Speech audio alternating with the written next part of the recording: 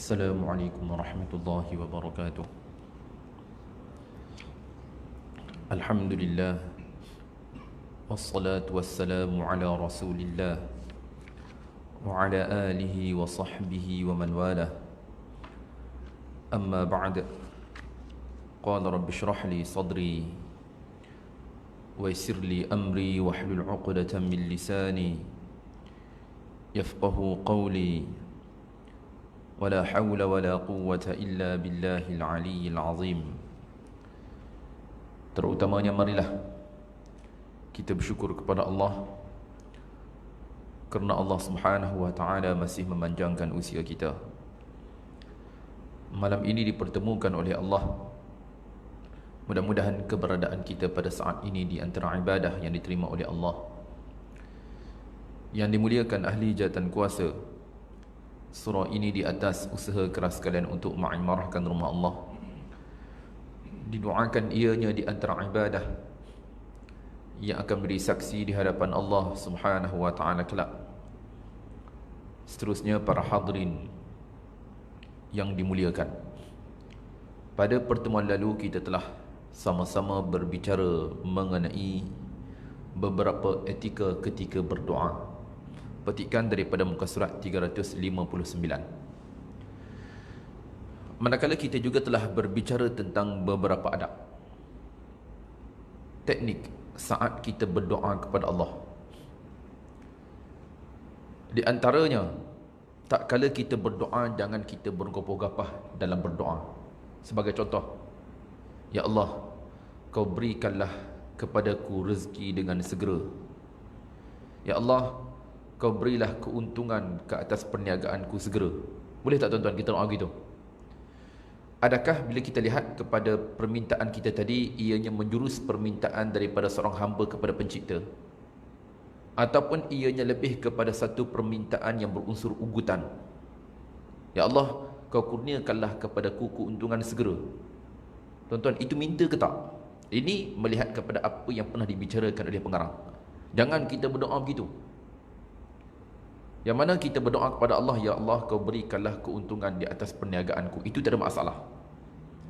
Yang menjadi masalahnya sekarang, tak kala kita menetapkan sesuatu, melihat kepada desakan tadi, seolah-olah permintaan kita itu adalah desakan kita daripada makhluk kepada pencipta. Tuan, tak boleh tuan. Seolah-olah kita meletakkan sesuatu kepada Allah. Seolah-olahnya kita mendesak Allah Subhanahu wa taala, sedangkan Allah itu Tuhan. Allah itu yang mencipta kita. Jadi ini di antara adab tak kala kita berdoa kepada Allah Subhanahu wa taala. Jadi di antara kita berdoa kepada Allah Subhanahu wa taala juga melihat kepada apa yang pernah digariskan oleh pengarang dahulunya, iaitu melihat kepada doa kita. Di sana semestinya tak kala kita berdoa kepada Allah, kita berdoa dengan nama-nama Allah yang mulia. Ya Rahman, kau ampunkanlah daku. Ya Rahim, kau berikanlah kesembuhan di atas penyakit yang dialami oleh aku. Jadi kita boleh berdoa dengan nama-nama Allah. Kemudian tak kala kita berdoa kepada Allah juga melihat kepada apa yang pernah dibicarakan oleh pengarang dahulunya, iaitu jangan kita melampaui saat kita berdoa. Jangan kita melampau tak kala kita berdoa kepada Allah Subhanahu wa taala. Ini melihat kepada contoh yang pernah kita nyatakan dahulunya, iaitu tak kala kita berdoa kepada Allah Subhanahu wa taala, ya Allah, contoh anak muda yang nak kahwin, ya Allah, kau kahwinilah aku dengan wanita sekian. Sifat-sifat yang dinyatakan oleh kita. Ini juga di antara bentuk-bentuk saat kita berdoa kepada Allah Subhanahu wa taala dengan rupa yang melampau. Dan ini juga melihat kepada apa yang pernah dinyatakan dahulunya oleh pengarang, melihat kepada doa Rasulullah sallallahu alaihi wasallam. Ada doa yang ringkas, sebaliknya ianya mengandungi makna yang mendalam. Itu yang terbaiknya. Bahkan di antara doa yang sering kali didoakan oleh Rasulullah, apa tuan-tuan? Doa yang sering kali didoakan oleh Rasulullah, dahulunya kita pernah berbicara tentangnya. Apakah doanya? Rabbana atina fid dunya hasanah wa fil akhirati hasanatan wa qina adzaban nar. Wahai Tuhan kami, kurniakanlah kepada kami di dunia dengan kebaikan. Begitu juga di akhirat kami inginkan kebaikan, dan selamatkan kami daripada azab neraka. Ringkas je doa dia. Dan inilah doa yang sering kali didoakan oleh Rasulullah, supaya di dunia kita dapat kebaikan, dapatlah ganjaran, dapat nikmat dunia. Akhirat pun kita nak juga. Ini di antara doa Rasulullah sallallahu alaihi wasallam, dan kita juga pernah berbicara melihat kepada doa-doa dahulunya. Kemudian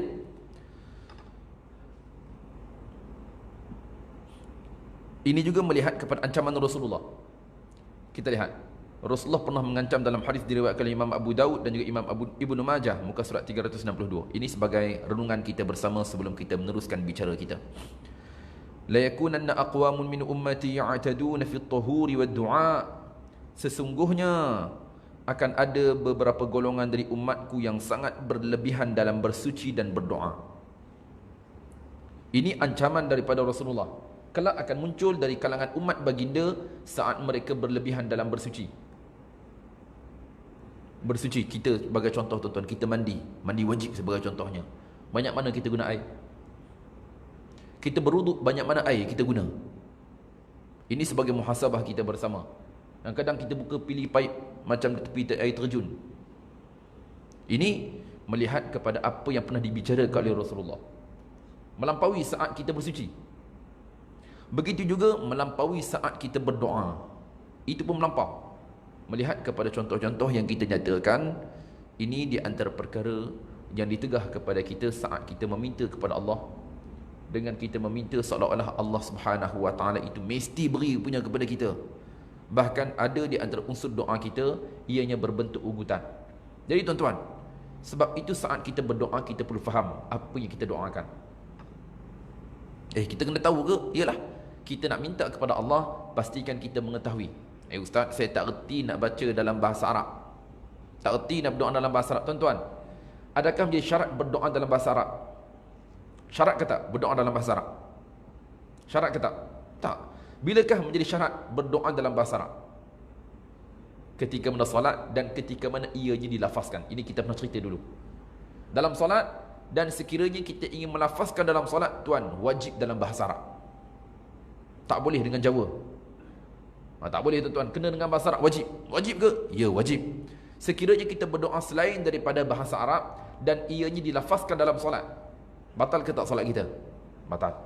Ini melihat kepada perbicaraan kita dahulunya. Jadi luar daripada solat, kita boleh berdoa kepada Allah dengan doa bahasa kita, permintaan kita. Dalam hati Allah dengar ke tak? Allah dengar juga. Dalam solat kita berdoa dalam hati kita, Allah dengar ke tak? Dengar. Dan dahulunya juga kita pernah berbicara di antara tempat-tempat yang mustajab tak kala kita berdoa kepada Allah. Ada beberapa tempat. Yang pertama di antaranya ketika sujud. Ketika sujud, sujud dalam solat kita. Sama ada solat fardu, solat sunat. Ketika mana kita sujud, kita berdoa kepada Allah. Ini di antara tempat yang cukup mustajab. Artinya tempat-tempat ini menjadi keutamaan Allah Subhanahu wa taala, pasti akan memperkenankan permintaan kita. Yang pertama ketika sujud. Yang kedua, di antara dua khutbah Jumaat. Khutbah pertama kemudian imam duduk, saat itu di antara tempat yang terbaik kita berdoa kepada Allah Subhanahu wa taala. Ini melihat kepada apa yang pernah dibicarakan oleh pengarang dahulunya secara ringkas. Kemudian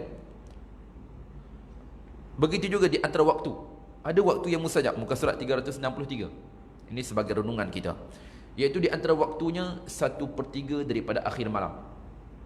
1/3 daripada akhir malam kita bahagikan malam kepada 3 bahagian, dan kita lihat 3 bahagian terakhir. 1/3 daripada 3 bahagian.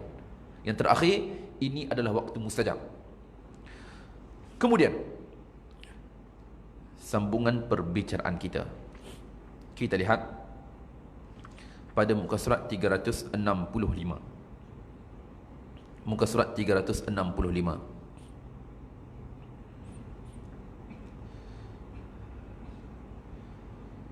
Muka surat 365 rangkap yang kedua.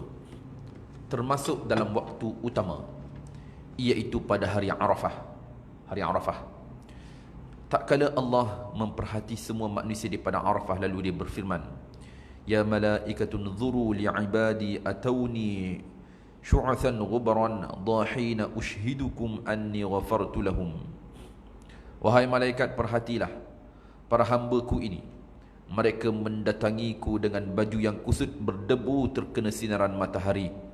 Aku bersaksi kepada kalian bahawasanya aku telah mengampuni mereka. Hadis diriwayatkan oleh Imam Ibn Khuzaimah dan juga diriwayatkan oleh Imam Ibn Hibban.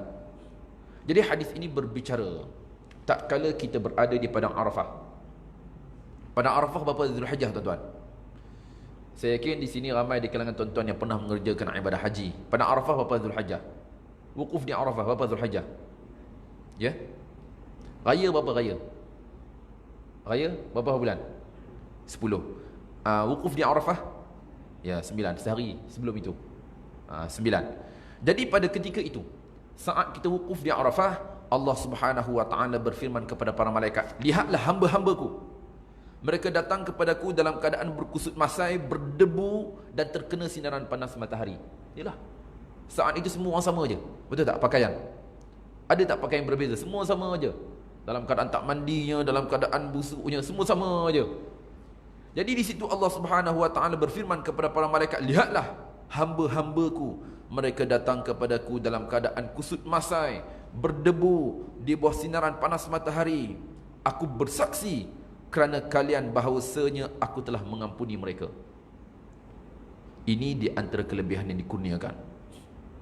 Dan ini juga pernah kita bicarakan dahulu, iaitu saat sekiranya kita mendapat jemputan daripada Allah untuk jadi tetamunya bagi mendirikan ibadah haji, tuan-tuan, pastikan niat kita kerana Allah. Dan ini juga di atas syarat Allah Subhanahu wa taala mengampuni kita, iaitu kita datang kepada Allah Subhanahu wa taala dengan niat yang tulus. Kemudian di antara etika berdoa iaitu meninggalkan kalimah yang bersajak dan membebankan dalam berdoa, tetapi hendaklah doa itu tidak terlalu membebani dan mesti keluar daripada hati secara langsung, tanpa suara parau dan berlebihan seperti yang kita lihat saat ini. Penggarang cerita tentang zaman kita, tuan-tuan. Jangan berdoa dengan buat doa so-so parau, menangis. Tuan-tuan, ini boleh menjadi lakonan, tuan-tuan. Saya, ialah ustaz-ustaz ni biasa nak jemputan. Pernah saya dapat satu jemputan Qiyamul Lail.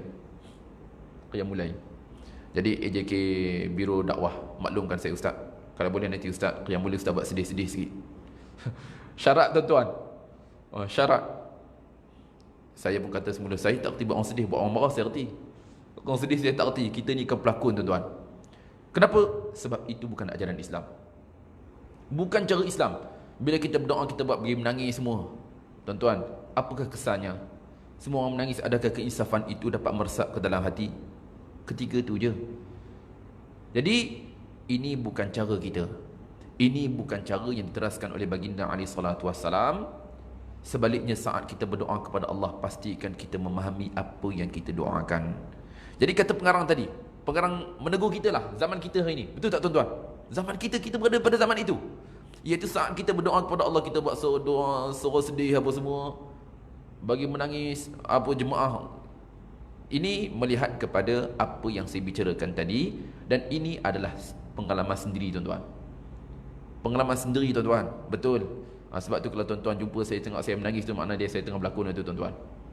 Patutlah itu ustaz, saya belakang solat belakang ustaz doa menangis, rupanya permintaan daripada AJK, rupanya ustaz menangis. Bukan kerana Allah, tuan-tuan. Ini yang perlu kita lihat sekarang. Ini yang perlu kita lihat dan perlu kita bermuhasabah bersama, melihat kepada apa yang kita ada sekarang. Jadi sekarang pengarang datang dan menegur kita. Doa dalam keadaan biasa, dengan suara kita yang biasa, tidak melampau-lampau dalam berdoa, iaitu dengan rupa-rupa tadi, dengan suara kita yang sedih kita buat suara sedih, suara paraunya. Kata pengarang seperti yang kita lihat saat ini. Betul tak, tuan-tuan? Realiti ke tak? Ya, ini ada teguran pengarang kepada kita bersama. Di antara etika berdoa, iaitu berdoa dengan doa-doa yang singkat dan penuh makna. Aisyah radhiyallahu taala anha berkata dalam hadis sahih, Rasulullah sallallahu alaihi wa alihi wasallam sentiasa mencari-cari doa yang singkat dan penuh makna dalam doa-doa baginda. Di antara doa-doa yang singkat dan penuh makna itu, sebabnya, tuan-tuan, kita ada kitab, kita boleh highlight kalimah ini, kita boleh hafal. Doa-doa yang ringkas, doa yang mudah aja. Kita boleh dapatkan kitab kita. Di antara doanya, di antara doa yang singkat dan penuh makna itu adalah yang kita sebut tadi. Rabbana atina fid dunya hasanah wa fil akhirati hasanatan wa qina azaban nar. Wahai Tuhan kami, anugerahkanlah kebaikan kepada kami di dunia dan akhirat, dan lindungilah kami daripada api neraka. Hadis diriwayatkan oleh Imam Al-Bukhari dan juga Imam Muslim. Di antara doanya lagi, Allahumma inni as'aluka al-afwa wal afiyah. Allahumma inni as'aluka al-afwa wal afiyah. Ini juga di antara doa yang ringkas. Artinya, ya Allah, sesungguhnya aku memohon keampunan dan keselamatan, yakni dari pelbagai musibah. Ini juga di antara doa yang boleh kita baca sekarang. Allah memberi keampunan kepada kita, dan Allah Subhanahu wa taala memberi keselamatan kepada kita melihat kepada apa yang kita hadapi saat ini, tuan-tuan. Hari ini kes makin meningkat. Kemarin 260, hari ini 289, makin meningkat. Jadi selain daripada kita mengambil tindakan berjaga-jaga, bersentuhan kita tegah, penjarakan fizikal kita jaga, dalam waktu yang sama kita mesti ada pengharapan kita kepada Allah. Semua kita sama, kita mengharapkan kepada Allah Subhanahu wa taala sahaja yang dapat menyelamatkan kita dan juga keluarga kita. Jadi doa ini, Allahumma inni as'aluka al-afwa wal afiyah. Ya Allah, sesungguhnya aku memohon kepadamu pengampunan dan keselamatan, yakni dari pelbagai musibah. Hadis diriwayatkan oleh Imam Ahmad, Imam Abu Daud, Imam An-Nasai rahimahumullahu taala. Dan di antara doanya lagi, Allahumma inni as'aluka al-huda wat tuqa wal afafa wal ghina. Ya Allah, sesungguhnya aku memohon petunjuk, ketakwaan, kehormatan dan kecukupan kepadamu. Hadis diriwayatkan oleh Imam Muslim rahimahullah. Di antara doa baginda alaihi salatu wassalam, Allahumma hdini wa saddidni. Ya Allah, tunjukilah aku, kurniakanlah hidayah kepadaku, dan kurniakanlah aku kebenaran dalam ucapan dan perbuatan. Hadis diriwayatkan oleh Imam Muslim rahimahullah. Di antara doa baginda alaihi salatu wassalam lagi, Allahumma alhimni rushdi wa a'idhni min syarri nafsi. Ya Allah, berilah aku kecekapan dalam bertindak dan lindungilah aku dari keburukan jiwaku. Hadis diriwayatkan oleh Imam Tirmizi. Di antara doa Rasulullah sallallahu alaihi wasallam lagi, ya muqallibal qulubi tsabbit qalbi ala dinik. Hadis ini biasa kita dengar. Ya muqallibal qulub tsabbit qalbi ala dinik. Ya Allah, yang memutarbalikkan hati, yang memutarbalikkan hati, teguhkanlah hatiku di atas agamamu. Hadis diriwayatkan oleh Imam Ahmad dan juga Imam At-Tirmizi. Dan di antara doa Rasulullah, Allahumma musarrifal qulubi sarrif qulubana ala ta'atik. Ya Allah, yang memalingkan hati, palingkanlah hatiku kepada ketaatan kepadamu.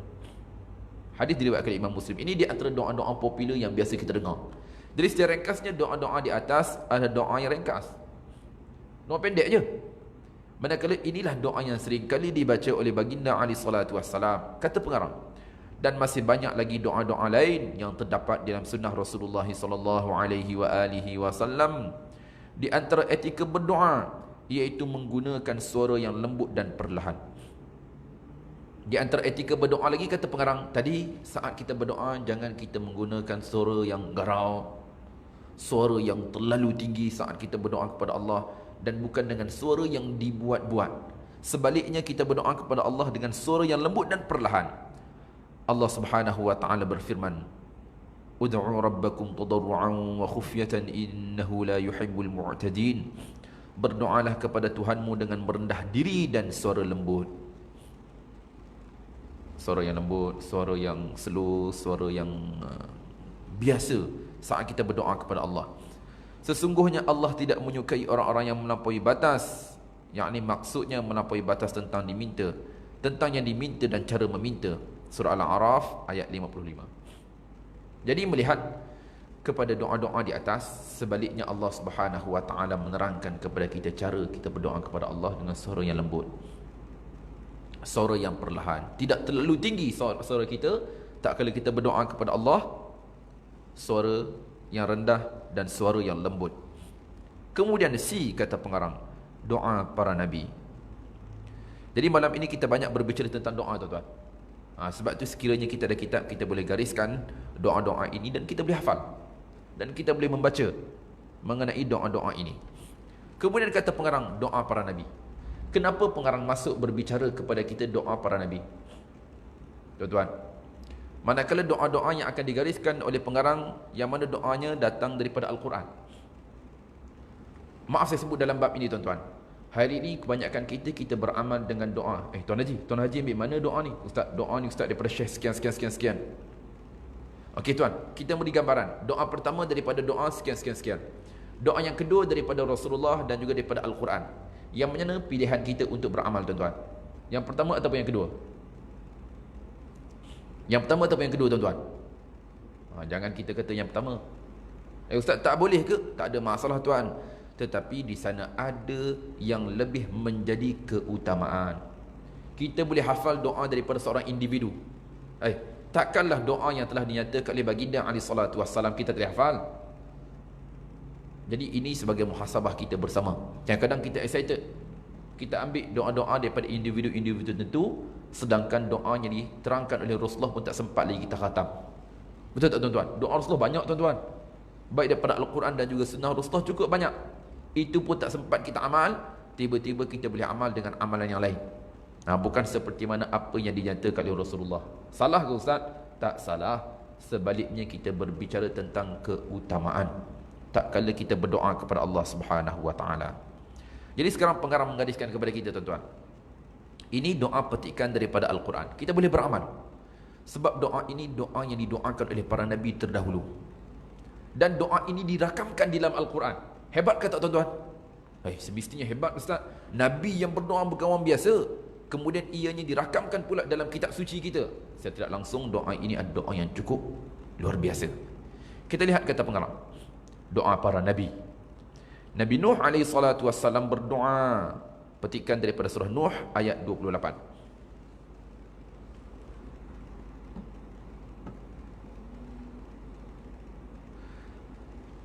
Rabbi ghfirli wa liwalidayya wa liman dakhala baytiya mu'minan wa lil mu'minina wal mu'minati wa la tazidil zalimina illa tabara.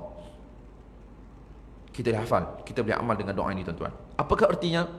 Nabi Nuh berdoa, ya Tuhanku, ampunilah aku, ibu bapaku dan orang yang masuk ke rumahku dengan beriman, dan semua orang yang beriman dari kalangan lelaki dan perempuan. Dan janganlah engkau tambahkan bagi orang-orang zalim itu selain kebinasaan. Boleh tak tuan-tuan kita berdoa dengan doa ini? Boleh ke tak? Cantik juga Ustaz maknanya. Jadi kita berdoa dengan doa tadi seperti doa yang pernah didoakan oleh Nabi Nuh alaihi salatu wassalam. Dan doa Nabi Nuh alaihi salatu wassalam ini telah mendoakan kita dengan doa ini. Sedar tak sedar tuan-tuan, Nabi Nuh juga pernah berdoa kepada Allah kepada kita. Kita lihat tadi, ya Allah, wahai Tuhanku, ampunilah aku, ibu bapaku, orang yang memasuki ke rumahku dengan beriman, dan semua orang beriman dari kalangan lelaki dan perempuan. Maknanya Nabi Nuh AS dahulu pernah berdoa kepada Allah. Kitalah orang beriman di hari ini, kita di antara punca hidayah diperolehi kepada kita hari ini, iaitu di antaranya doa-doa yang pernah didoakan oleh para Nabi AS dahulunya. Jadi Nabi Nuh pernah berdoa kepada Allah. Di antara mereka yang beriman kita hari ini, kata pengarang, dan kepada orang mukmin lelaki dan orang mukmin yang perempuan. Surah Muhammad ayat 19.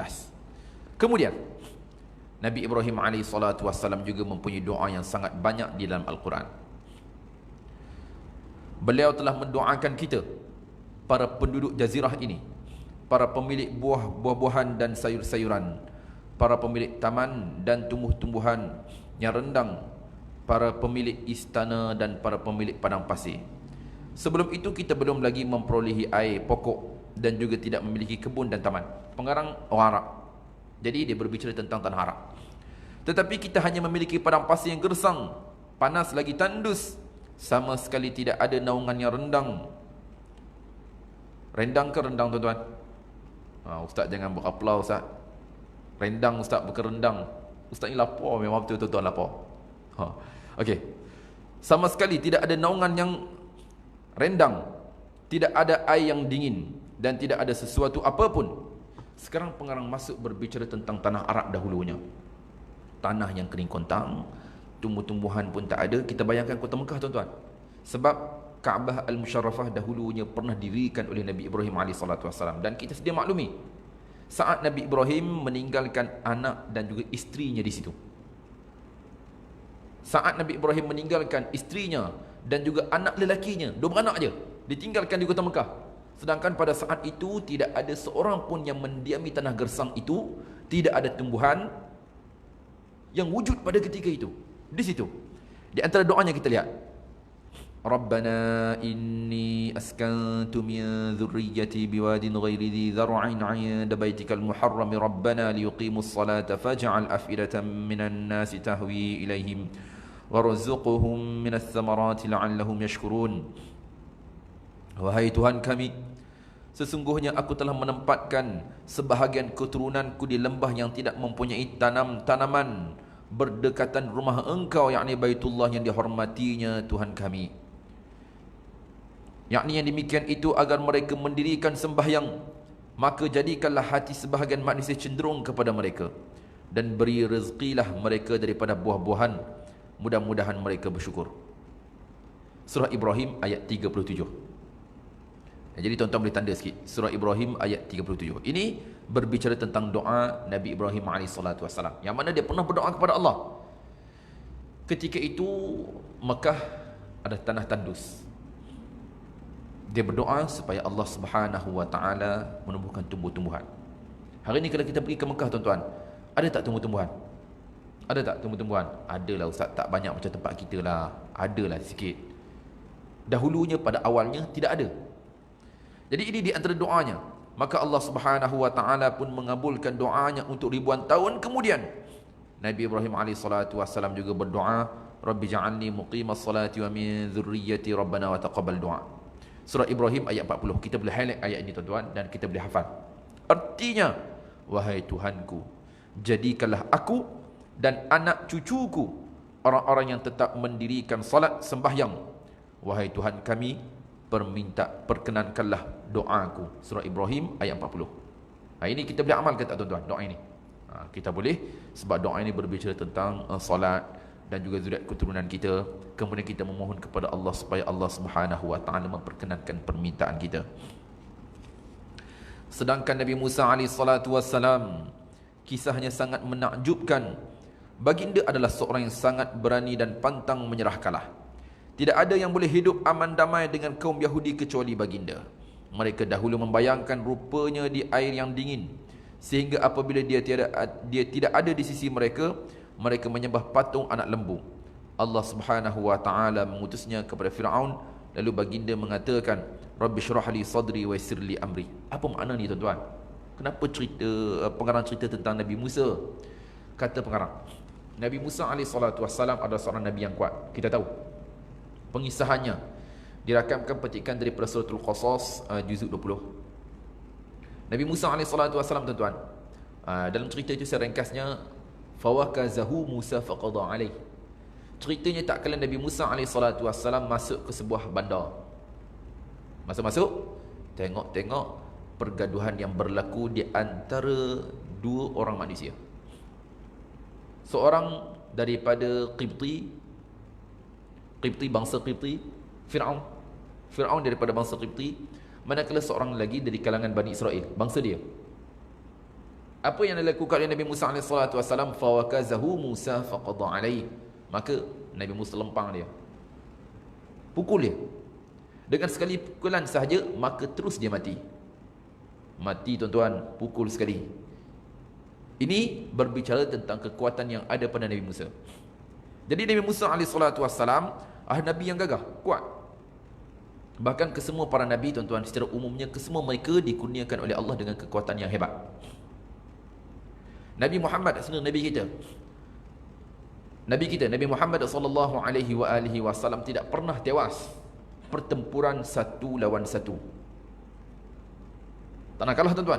Bahkan Rasulullah juga pernah dicabar, bergusi, dan tidak pernah baginda SAW tewas. Mike Tyson pun tuan-tuan kalah juga. Tuan-tuan biasa ni orang zaman sempat dengan zaman Mike Tyson, kalah dengan Evander Holyfield dulu. Dia tewas. Rasulullah tidak pernah tewas sepanjang usianya. Bahkan baginda alaihi salatu wassalam, tuan-tuan, dalam hadis yang diriwayatkan oleh baginda, berbicara tentang Rasulullah, bukan hanya kekuatan luaran sahaja yang ada pada baginda, bahkan pernah baginda alaihi salatu wassalam mengilingi isteri-isterinya pada satu malam. Sedang mereka pada saat itu mempunyai 9 orang. Rasulullah ketika itu mempunyai 9 orang isteri dan Rasulullah mengilingi mereka pada satu malam. Dan dengan satu mandian sahaja.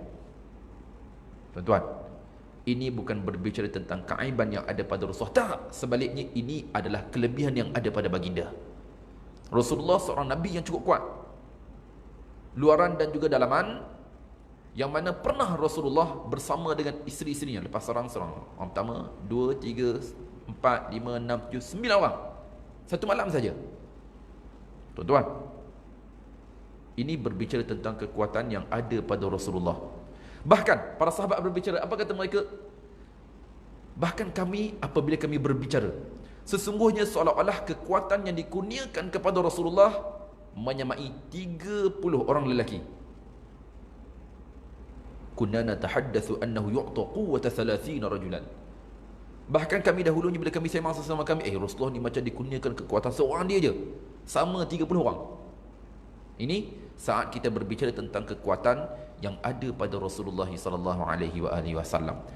Manakala tidak ada seorang nabi pun yang diutuskan oleh Allah Subhanahu wa taala yang lemah, tak ada. Lemah gemalai, tuan-tuan, tak ada. Lembut pun tak ada juga, tuan-tuan. Jadi kesemua para nabi alaihi salatu wasallam dikurniakan dengan kekuatan yang cukup luar biasa.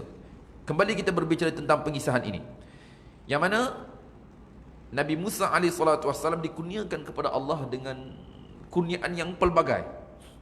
Walaupun begitu, Nabi Musa alaihi salatu wasallam sendiri pernah berdoa kepada Allah, wahai Tuhanku, lapangkanlah untukku dadaku dan mudahkanlah untukku urusanku. Tuan-tuan, itu Nabi Musa, tuan-tuan. Nabi Musa sendiri pun berdoa kepada Allah, apatah lagi kita yang cerai ni, tuan-tuan. Kena terka sekali dah lari kita. Nah, itu kita. Nabi Musa AS dikurniakan segala sesuatu kepadanya, tetap bergantung harap kepada Allah Subhanahu Wa Taala. Apatah lagi kita. Jadi kita boleh highlight ayat ini, surah Taha ayat 25 dan ayat 26 juzuk 16. Surah Taha ayat 25 ayat 26. Dan ayat ini juga biasa kita dengar, Rabbi syrah li sadri wa yassir li amri.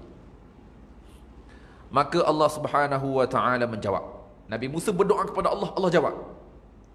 Dan ini di antara doa yang tertinggi, tuan-tuan. Di antara doa yang tinggi, iaitu doa yang dibicarakan dalam Al-Quran, dan ada jawapan daripada Allah Subhanahu wa taala melihat kepada apa yang dirakamkan. Allah jawab, qala qad utita su'laka ya Musa.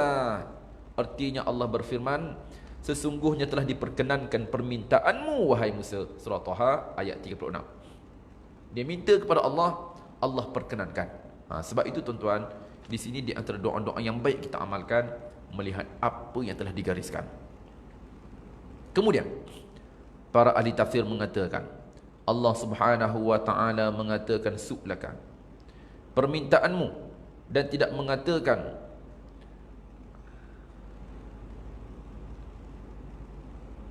as'ilataka, beberapa permintaanmu, kerana Allah mengumpamakan permintaannya itu hanya satu permintaan.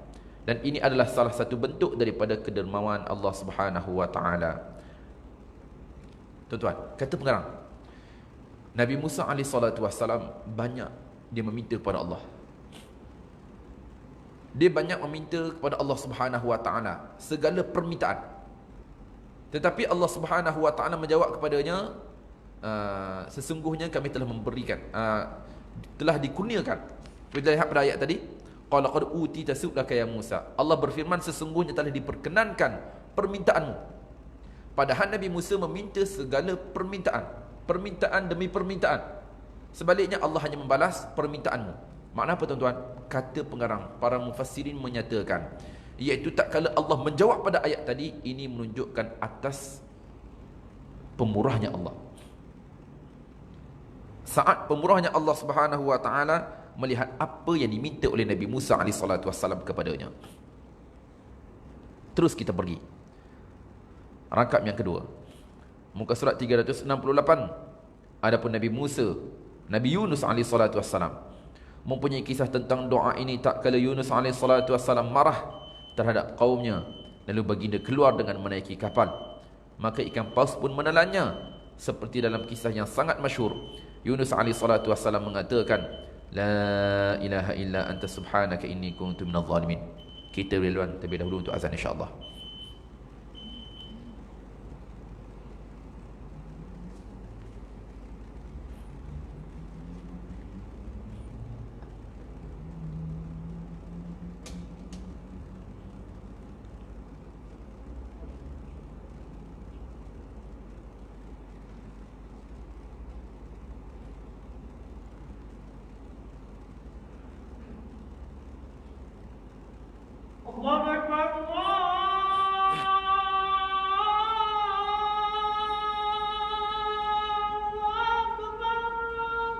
Allahu akbar, Allahu akbar.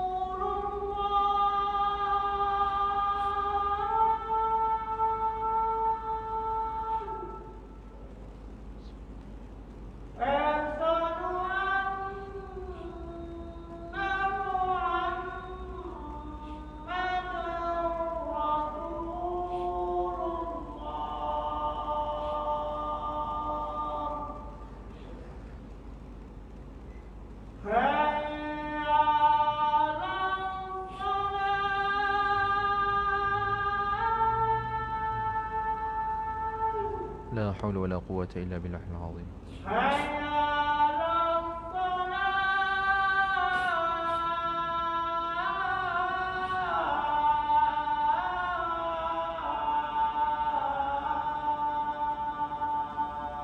لا حول ولا قوة إلا بالله العظيم.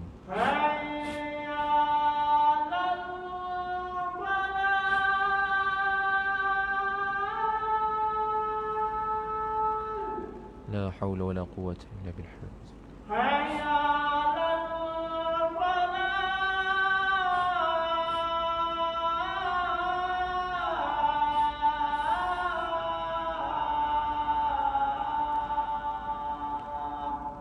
لا حول ولا قوة إلا بالله.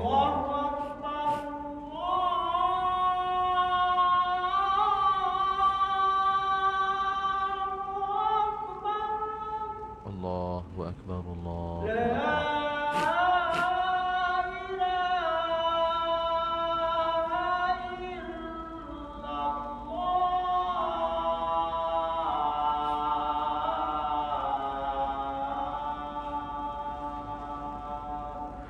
لا إله إلا الله. اللهم رب هذه الدعوة التامة والصلاة القائمة آت محمدا الوسيلة والفضيلة وابعثه مقاما محمودا الذي وعدته إنك لا تخلف الميعاد. Tuan-tuan, puan-puan rahmat sekalian, kita lihat semula kata pengarang. Tadi pengarang telah berbicara kepada kita tentang doa Nabi Nuh, Nabi Ibrahim dan juga Nabi Musa alaihimussalatu wassalam.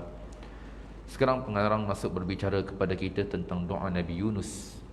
Ini juga kita boleh beramal. Petikan daripada surah Yunus ayat 87. Ayat 87. Adapun Nabi Yunus alaihissalatu wassalam mempunyai kisah tentang doa ini. Tak kala Yunus alaihissalatu wassalam marah kepada kaumnya, lalu baginda keluar dengan menaiki kapal, maka ikan paus pun menelannya.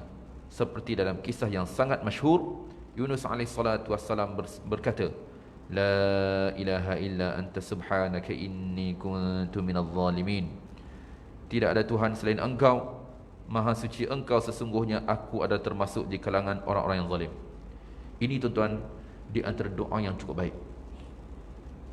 Ini di antara doa yang cukup baik menunjukkan kepada kita Nabi Yunus alaihissalatu wassalam menyesali apa yang dilakukan olehnya. Dengan sebab dia meninggalkan kaumnya. Dia menyesal. Ustaz, tinggal kaum takkan dah rasa besar. Tuan, itu bagi hak para Nabi. Dia orang merasakan ianya ada satu yang besar.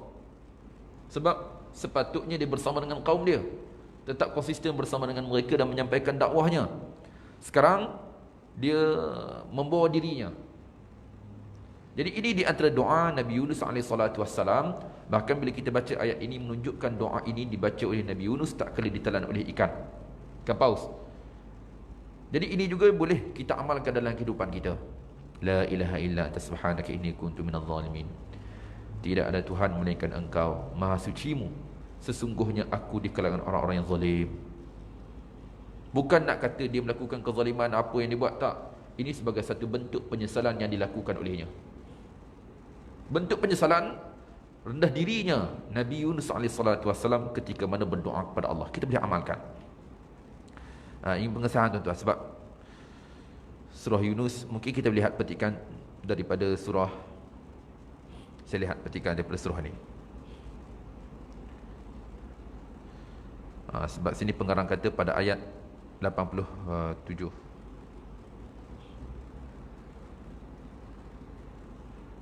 Bukan surah Yunus. Kalau kita ada kitab di situ, kita kena baiki. Bukan petikan daripada surah Yunus. Bukan petikan daripada surah Yunus. Surah Yunus tak ada ayat ni. Saya lihat pada petikan surah yang lain.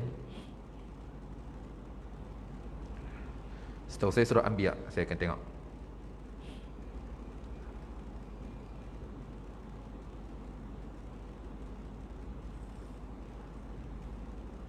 Ya betul, surah Anbiya ayat 87.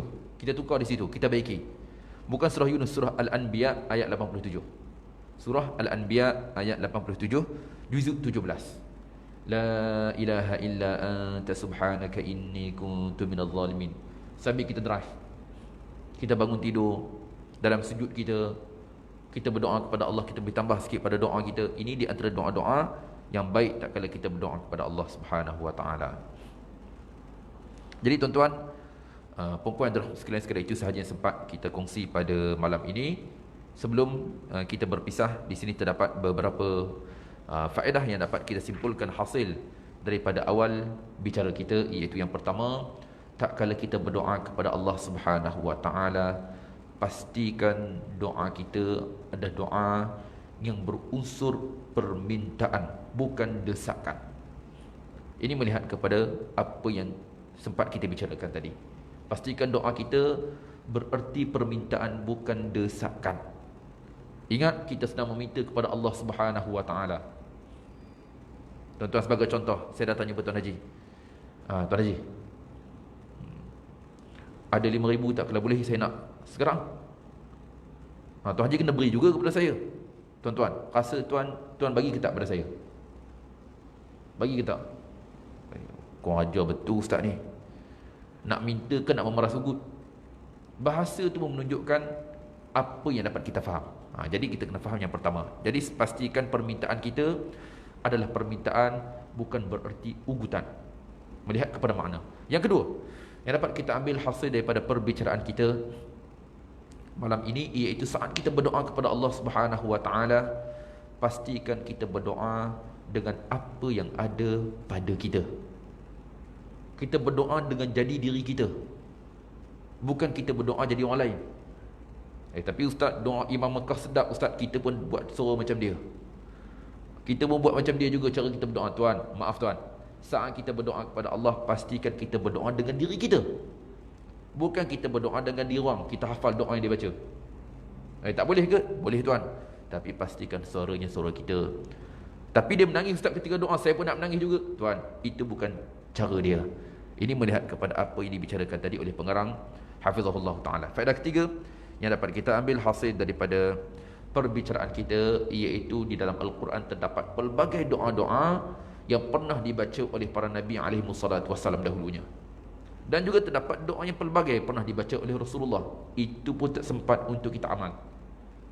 Jadi sebaiknya bagi kita beramal dengan apa yang pernah didoakan oleh mereka, dan itulah yang terbaik, kerana mereka adalah kekasih Allah Subhanahu wa taala, dan kerana mereka adalah maksum, terpelihara daripada dosa, alaihimus salatu wassalam. Jadi wallahu taala alam, wala ilma illa ma 'allamtana innaka antal alimul hakim, wala haula wala quwwata illa billahil aliyil azim. Tuan-tuan, mungkin kita ambil gambar daripada kitab-kitab yang ada di tangan kawan kita, kita snap dan kita hafal doa-doa tadi. Wallahu taala alam. Wassalamualaikum warahmatullahi wabarakatuh.